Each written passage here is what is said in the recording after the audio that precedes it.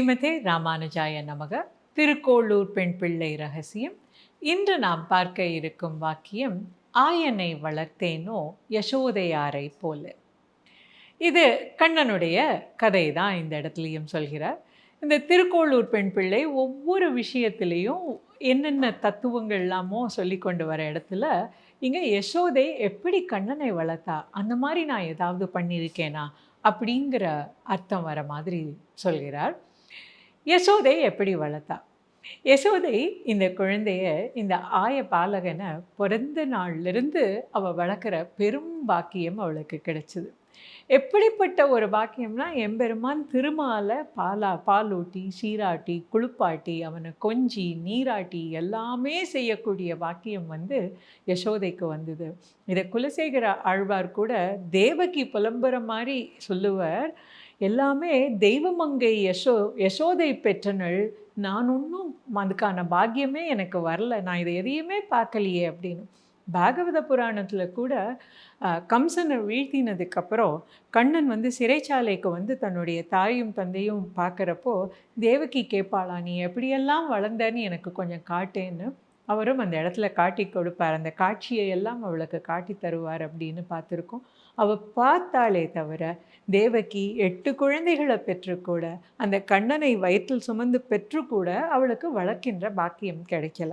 ஆனால் யசோதைக்கு அந்த பாக்கியம் கிடைச்சது. அது என்ன அப்படின்னா, ஒவ்வொரு பருவத்திலும் அவள் அதை அனுபவிச்சிருக்கா. இதை பெரியாழ்வார் சொல்லுவார். பிறந்த அன்னைக்கு எல்லாரும் எப்படி கொண்டாடுகிறார்கள் அப்படிங்கிறத பார்த்தார். ஓடுவார், விழுவார், உகந்தாளிப்பார், நாடுவான் இம்பொருள் இங்குற்றான் என்ப பாடுவார்களும் பல்பொறை கொட்ட நின்று அறிவழிந்தனர் ஆய்ப்பாடி ஆயரே அப்படின்னு.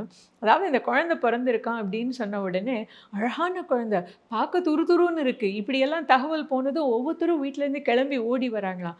இந்த ஆய்ப்பாடி பெண்களுக்கெல்லாம் எந்த நகையை எங்கே அணிஞ்சிக்கணுங்கிறது கூட மறந்து போச்சான். கையில் போட வேண்டியதை மூக்குலையும் காதுலையும் போட்டு, காதில் போட வேண்டியதை எங்கேயோ தொங்க விட்டு, இப்படி கோணாமானான்னு போட்டுண்டு, ஏன்னா அந்த குழந்தைய பார்க்கணுங்கிறதுல அறிவழிந்து ஓடி வராங்களாம்.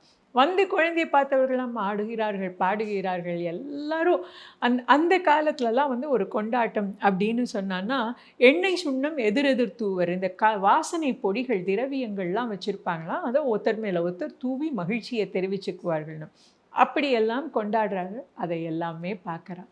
அது மட்டுமா, குழந்தைய ஒவ்வொரு பருவமாக அவளை நீராட்டுறது, ஒவ்வொரு நாளும் ஒவ்வொரு வாசனை திரவியத்தை போட்டு நீராட்டுறா. குழந்தைக்கு ஒவ்வொரு பருவமாக வளர்த்தும் போது, ஒரு நாள் குழந்தைக்கு இந்த பூதன வதம் முடிஞ்சதுக்கப்புறம் குழந்தைக்கு பால் ஊட்ட முற்படுறா. குழந்தை பாலே சாப்பிடலை. என்ன இந்த குழந்தை பால் சாப்பிடலை அப்படின்னு குழந்தைய வாயை திறந்து பார்த்தவளுக்கு என்ன தெரிஞ்சது? இந்த வையகமே தெரிஞ்சது. இது ஒரு மாயப்பிள்ளைன்னு தெரிஞ்சது. இப்படிப்பட்ட ஒரு மாய ஜாலத்தை அந்த அம்மாவுக்கு அரங்கேற்றி காட்டியவன் இந்த கண்ணன். இன்னும் ஒவ்வொரு பருவமாக போகிறப்போ கொஞ்சம் குழந்தை எழுந்து நடந்து ஓடி ஆடி தானாக இருக்கும் பொழுது, ஒவ்வொரு வீட்டுக்காக ஓடி திரிஞ்சு அவன் பல மாயங்கள் பண்ணியிருக்கான். அவனோட ஒரு நல்ல சேட்டை நமக்கு எல்லாருக்கும் தெரிஞ்சது, வெண்ணையும் பாலும் திருடி சாப்பிடக்கூடியது. இப்படி ஒரு வீட்டில் பிடிபடுறான். பிடிபட்டதும் அந்த பெண் அந்த குழந்தைய, இந்த பாரு நான் கையும் களவுமா பிடிச்சிட்டேன், யசோதை அம்மா கிட்ட போய் உன்னை பற்றி சொல்லறேன்னு கூட்டின்னு வந்தா, அங்கே ஒரு கண்ணன் இருக்கான். யசோதையை கட்டி பிடிச்சின்னு அங்கே நிற்கிறான். வந்தவளும் மயங்கி போகிறா. யசோதைக்கு இந்த பார் என் பிள்ளை இங்கே தான் இருக்கான்னு. அப்படி ஒரு மாயத்தை காட்டினவன் இந்த கண்ணன். இப்படி குழந்தை ரொம்ப பொல்லாதவனாக இருக்கானே, எல்லாருக்கும் இம்சை பண்ணுறானேன்ட்டு அந்த குழந்தைய உரலில் கட்டி போட நினச்சா. அந்த உரலில் கட்டி போடுறேன்னு இந்த அம்மா ஏற்கனவே இந்த குழந்தைய சொல்லியிருப்பாளோ என்னமோ தெரியாது. அதனால் இந்த கண்ணன் என்ன பண்ணான்னா, வீட்டில் இருக்கிற கயிறெல்லாம் துண்டு துண்டாக நறுக்கி வச்சுருந்தானாம். குட்டி குட்டியாக இருந்துதான். அம்மா கயிறை கட்டலான்னு பார்த்தா ஒரு கயிறு கூட கிடைக்கல. அதுக்கப்புறம் அவள் இருக்கிற கயிறெல்லாம் இணைச்சி ஒரு முடிச்சா போட்டு ஒரு கயிறை கொண்டு கட்டுறதுக்கு வாய்ப்பு இல்லாமல் உரலோடு சேர்ந்து கட்டினா, அவன் என்ன பண்ணினா, அந்த உரலையும் இழுத்துண்டு போய் அங்கே நின்ன 2 மருத மரம், குபேரனுடைய புதல்வரான நலக்கூவரனையும் அவனுடைய சகோதரனுக்கும் சாப விமோச்சனம் கொடுத்து அந்த மாயத்தை அந்த இடத்துல அரங்கேற்றினான். இதையெல்லாம் விட இன்னொரு இது என்னென்னா, இந்த ஆயர் குழந்தைகளுக்குன்னு ஒரு சிறப்பு உண்டு. இந்த ஆயர் குழந்தைகள் எல்லாருமே பொழுது புலர்வதற்கு முன்னாடியே அங்கங்கே இருக்கக்கூடிய கண்ணுக்குட்டியை எல்லாம் மேய்ச்சிண்டு இவங்கெல்லாம் காட்டுக்கு போயிடுவார்களாம். இந்த காட்டுப்பகுதியில் போய் இந்த கண்ணுக்குட்டியை எல்லாம் மேய விட்டுட்டு இந்த குழந்தைகள் எல்லாம் ஆளுக்கு ஒரு பக்கம் ஓடி விளையாடி எல்லாம் பண்ணி சாப்பிட்டு அதுக்கப்புறம் தான் அவங்க வந்து ஒரு பொழுது சாயிற நேரத்தில் வீட்டுக்கு இந்த மாடெல்லாம் மேய்ச்சிண்டு வருவார்கள். இப்படி இந்த குழந்தைய அனுப்பிட்டு ஒவ்வொரு நாளும் யசோதை வருத்தப்படுவான்னு பெரியாழ்வார் சொல்லுவார். இருட்டுக்குள்ளேயே உன்னை அனுப்பினேனே கண்ணா, நாளைக்கு உன்னோட பிறந்த நாள், அப்படி இருந்து நான் இன்னைக்கு உன்னை அனுப்பிட்டேனே, நீ இந்த வெயிலில் போய் உன் கரிய திரும்பி இன்னும் கருப்பாகி போச்சே அப்படின்னு வருத்தப்படுவாளாம். அந்த ஆயர் பிள்ளைய இப்படி நான் மாடு மேய்க்க அனுப்பிட்டேனேன்னு ஒரு நாள் அனுப்பிட்டு பார்க்குறாளாம். அவன் கொண்டு போக வேண்டிய கத்தியை வீட்டிலையே விட்டுட்டு போயிட்டான். ஐயையோ, என் குழந்தை இங்கே விட்டுட்டு போயிட்டானே, அவன் காட்டில் கத்தி இல்லாமல் என்ன பண்ணுவான்னு வருத்தப்படுவாளாம். இப்படி அவள் ஒவ்வொரு காரியமாக கண்ணனுக்கு பார்த்து பார்த்து செஞ்சு வளர்த்தா. கொஞ்சம் அவனுடைய கொண்டைக்கு நல்ல அழகாக மயில் பீலி கட்டுவது, அவனுக்கு ஆபரணங்கள் அணிவிப்பது அப்படின்னு யசோதை கண்ணனை அனுபவித்தது ஒவ்வொன்றும் ஒரு விதம் ரொம்ப அழகாக. அவன் அவளை தான் கட்டி பிடிச்சி விளையாடி நிலா காட்டி அவனுக்கு அமுதம் ஊட்டி இவ்வளவையே நாவல் பழம் வித்துன்னு வந்த ஒரு பாட்டி. அந்த காலத்துலலாம் வந்து பண்டம் மாற்று முறையில் தான் பொருட்கள் வாங்குறது வழக்கம். இந்த அம்மா வந்து நாவல் பழம் வித்துட்டு அதுக்கு பதிலாக அரிசியோ நெல்லோ வாங்கிப்பாங்க. இந்த கண்ணன் வரான், கண்ணன் கையை காட்டுறான், அந்த அம்மா நாவல் பழத்தை விற்க விற்க கையில் கொள்ளளவில் சேர்ந்துட்டே இருக்குது. அவன் கை பெருசாகிறது. அவள் அந்த நாவல் பழத்தை எல்லாத்தையும் கொடுத்துடுறா. இந்த குழந்தை உள்ளே வாங்கின்னு போகிறான். அந்த அழகையே ரசிச்சுட்டு உட்காந்துருக்கா இந்த கூடையோடு வந்த அம்மா. இந்த குழந்தை உள்ளே போய் போட்டுட்டு யசோதை நெல் கொடுக்கலான்னு வரப்போ அரிசி கொடுக்கலான்னு வரா. இல்லை நான் தான் கொடுப்பேன்னு அடம் பிடிச்சின்னு வாங்கிட்டு வரான். வழியிலேயே ஃபுல்லாக குழந்தை கையில் இருந்த அரிசி எல்லாம் மணிமணியாக விழுந்துடுறது. இந்த பழக்கார அம்மா கிட்ட வரும்போது 4-5 மணி தான் இருக்குது, அதை தான் கொடுக்குறான். ஐயோ, இவ்வளோதானே வந்தது அப்படின்னு நினச்சிட்டு அந்த அம்மா வாங்கின்னு போகிறா.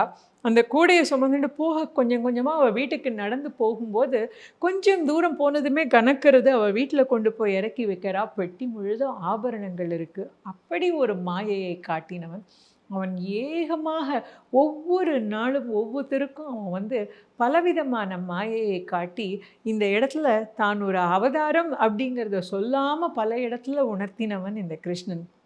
இன்னும் வந்து ஆய்குலத்து சிறுவனாக அவன் வந்து மாடு மேய்க்க போனப்போ தான் காளிங்கனை பார்த்து அந்த யமுனை ஆற்றங்கரையில் குதித்து காளிங்கன் மேலவே அவனுடைய பட அரவு மேலே நின்று நடனமாடி காளிங்கனுடைய கர்வத்தை அடக்கி காளிங்கனை யமுனை ஆற்றை விட்டு விரட்டி ஓட செய்தவன்.